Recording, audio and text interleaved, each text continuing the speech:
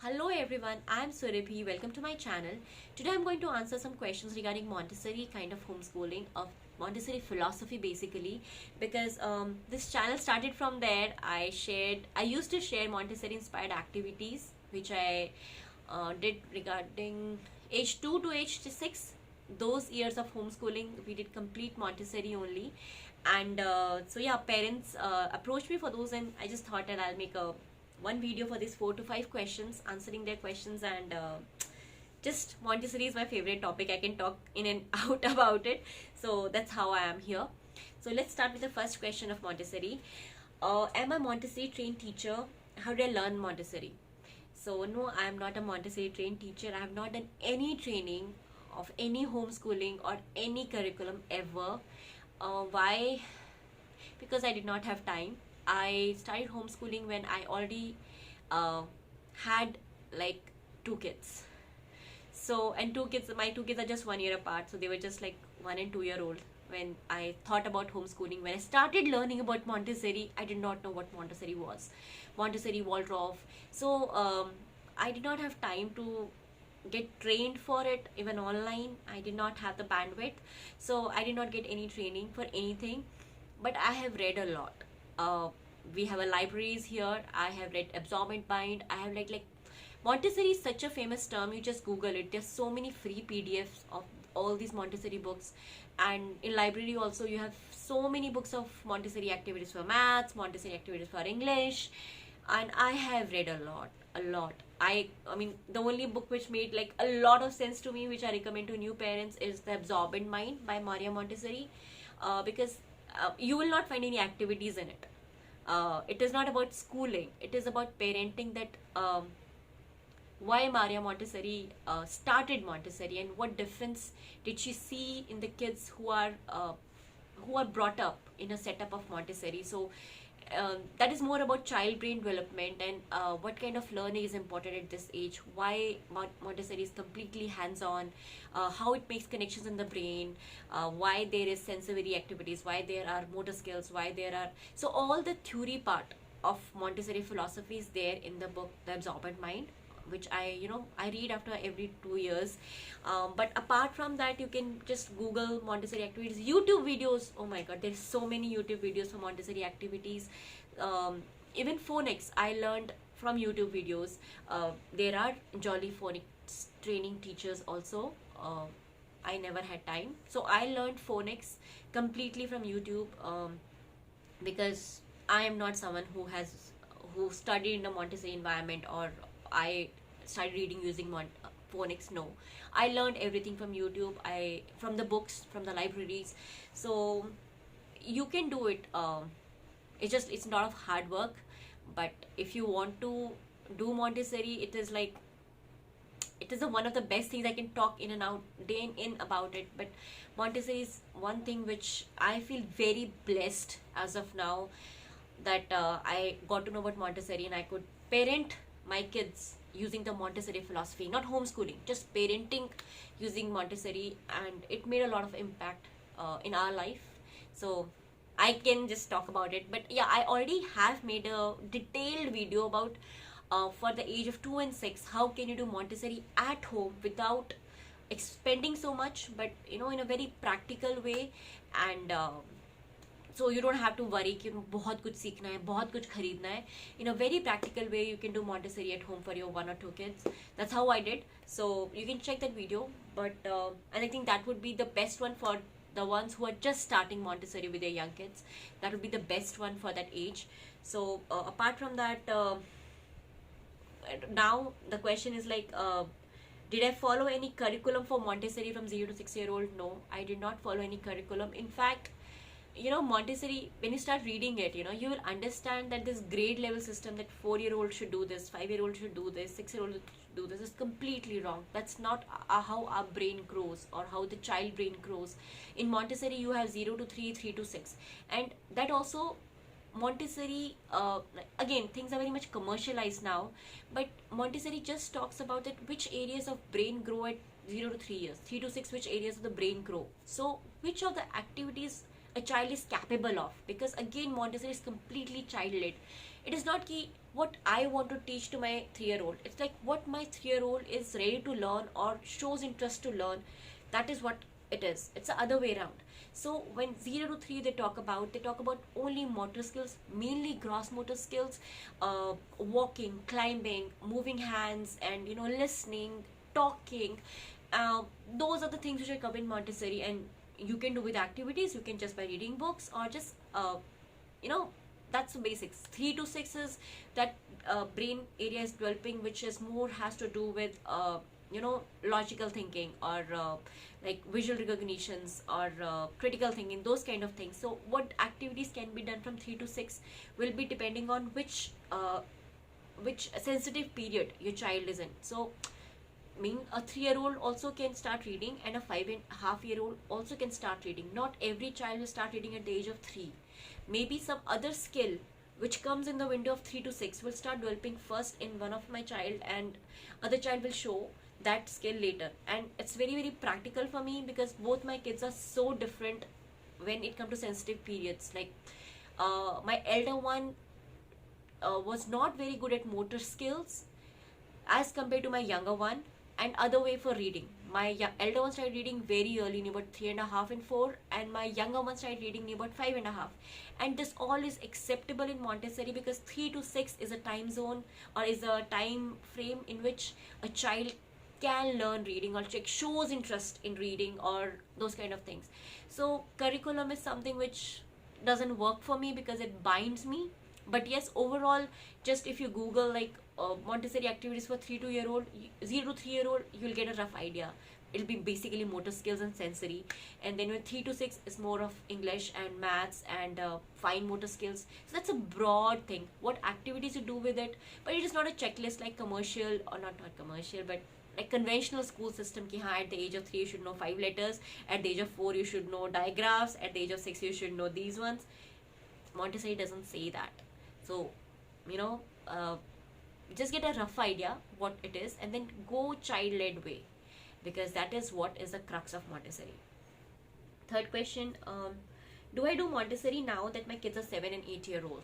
So again, Montessori is a philosophy of parenting, not even homeschooling. It's a parenting philosophy.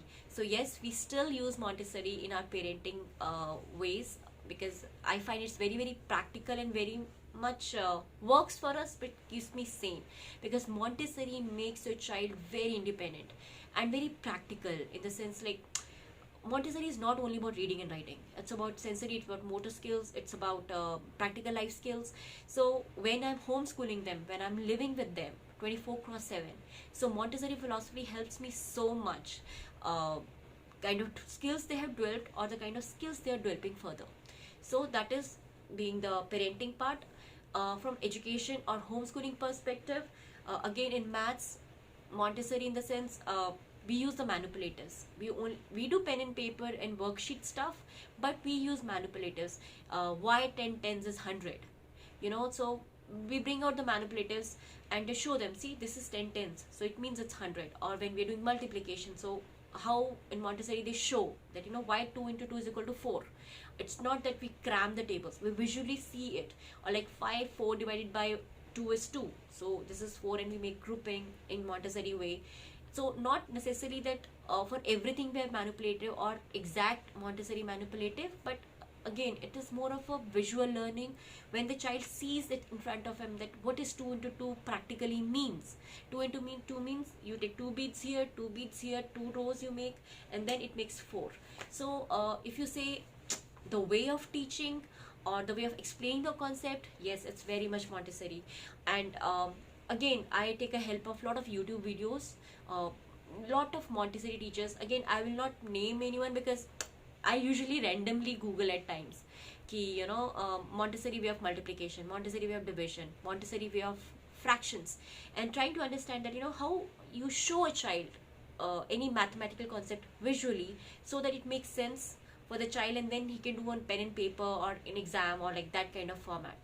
Again, for English, my elder one is anyways reading at like good level, so I do not do any English stuff with her. Younger one is more on a sight word. So English we used phonics. After that we are not doing much English work anyways in our this one. So No, that, apart from that, Montessori is a part of lifestyle. We have that kind of lifestyle in our house. Uh, all the corners, all the areas are very child friendly. They are things are ordered, things are put in a proper way, and things are designated. Places are designated. Things are ordered. So yeah, in that way, our home is very much still Montessori kind of home. You can check my previous video where I showed how I made a Montessori home for my kids. So that is still there, but yeah, academic wise it is reducing a little because kids are growing. uh, Next one is Montessori trays. The wooden trays are so expensive but beautiful, so do we need all the Montessori material to do Montessori?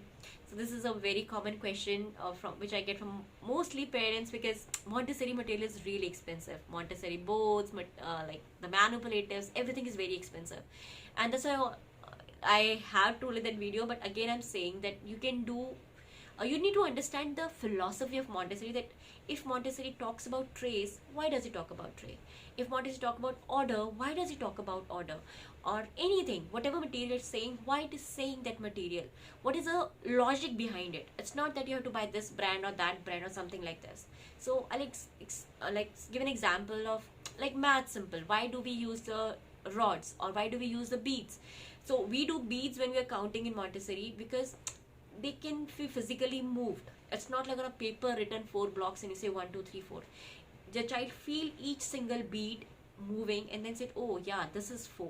So you see the child experiences every single bead, and that's why it makes it hands-on.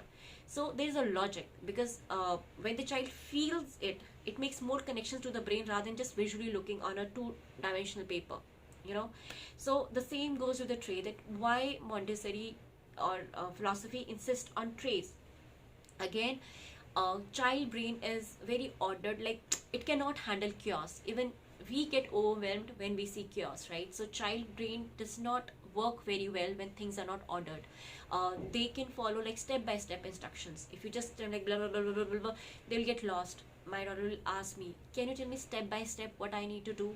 So that's how a child brain works. So also second thing is, a child in Montessori, or just like that, a child needs to be independent. They want to be like adults. So when my kids were little, like I'm talking about 2 to 6 year old, when we'll do any activity, be it sensory activity, be it this one physical motor skill activity, if I've given them a tray, or I have put a lot of stuff, maybe beads in it, put pipe cleaners in it, and tell them to bead it, they will bead it, and then they will make it and put it in the plate and put it back, or put it in the tray and put it back. What if I did not have a tray? How will I serve it to him? I'll just get a box of beads and put it there and tell her, my daughter, to bead it. Don't you think it will become too overwhelming? And what if that box of beads spills over? There'll be like 20 beads in front of her on the floor, and it will be difficult for her to clean, right? 20 beads are a lot for a 4-year-old to clean. It will be a meltdown. So that's why when you make a tray, small tray, big tray, you limit the amount of material you are providing. You are just giving a very controlled environment to a child, which is not overwhelming. So it's as simple as, now like people ask that how do I do it? So in my real life skills, like my kids have one almirah, my kids share almirah. They so when you put clothes, when you put their pajamas, you fold them and put it. If I just make myself layers and put it in the almirah, that these are your pajamas, don't you think it'll be overwhelming for them to put them in order? Imagine almirah has 20 pajamas. I have folded them, put them. They took out one pajama, 4 fell down, and then the almirah becomes a chaos in a way. Next time if they want to find a pajama, it will be like so overwhelming for them. And then other thing is, the things are so disordered. A child just gets overwhelmed, just get chaotic. So when I say that their almirah is Montessori, in the sense that they have a box for pajamas and all the undergarments and whatever stuff they have, shorts and everything. It has compartments. It's a small box. It has compartments, 6 compartments.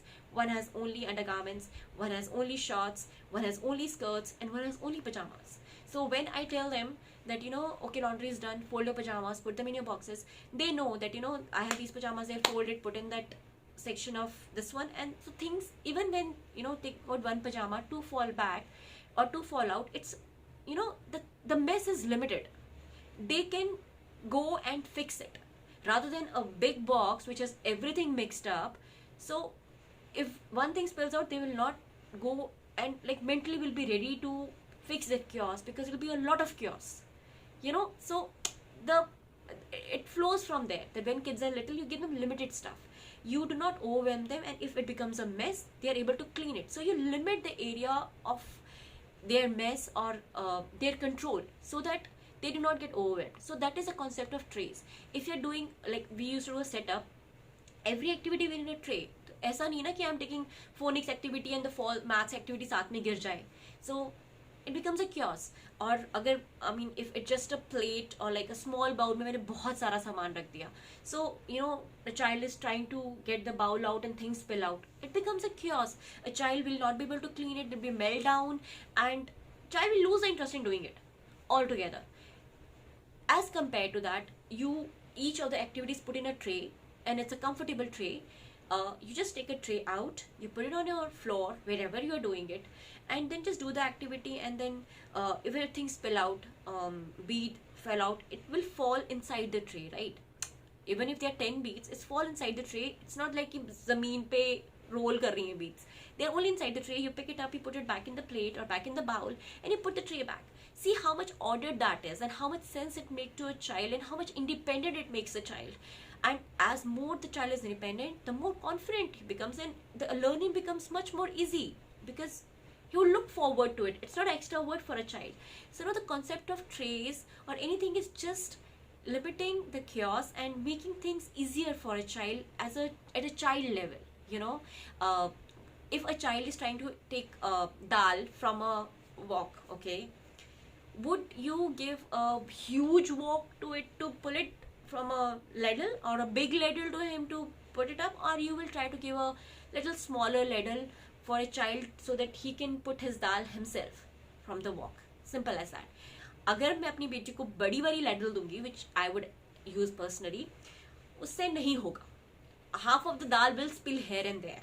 So I intentionally give her a smaller ladle, and then she can comfortably pick up the dal and put in her bowl.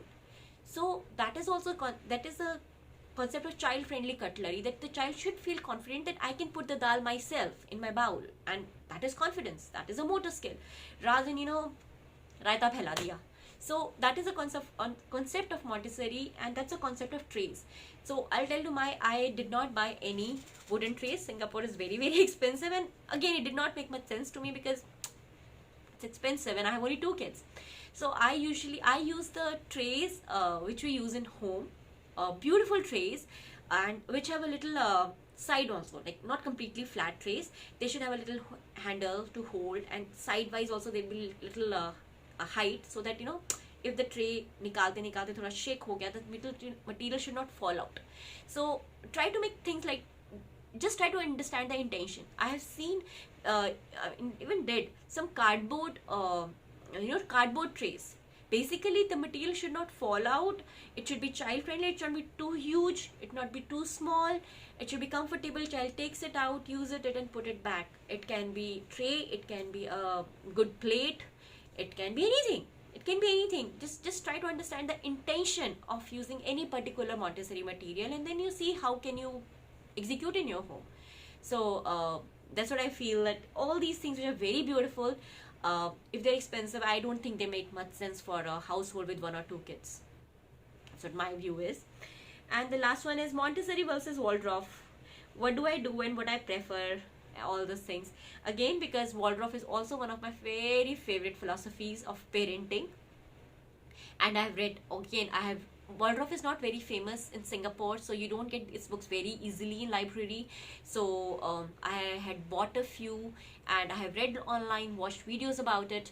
I love it, but practically Waldorf is very difficult for me to implement. It is very artistic, very much literature based, and it is hard for a first generation parent who has no idea of homeschooling, who is actually a new one in this journey. So I love Waldorf any day, but I could not do Waldorf practically. I am not that confident about it, and I'm not that kind of person. Montessori makes very logical sense to me. It's very hands-on, and I feel it's very much real life. Waldorf, I tried learning Waldorf, the kind of crafts they do. I got inspired from them. The kind of hands-on activities and the kind of materials they use. I really got inspired from that, but doing everything in which is done in Waldorf kind of teaching, the kind of hands-on projects they do when they are teaching Waldorf, it's very hard for me. So I love both of them, but Montessori makes much more practical sense for me to do. Uh, but I would love to learn about Waldorf in detail sometime. But I have not met parents, even real life parents who do Waldorf, so I don't have a practical experience also about it. So yeah, that's why I'm little, scared to implement it in a way. But yeah, I love reading. I still watch videos of Waldorf, and I try to implement Waldorf crafts and way of teaching wherever I can. Waldorf parenting also, but yeah, it is a little hard to implement for a person like me than Montessori. So that's all the questions I have about Montessori. So if you have any more questions about Montessori, please let me know. I'll be happy to answer as per my understanding and learning. And all the best and happy parenting. Bye bye.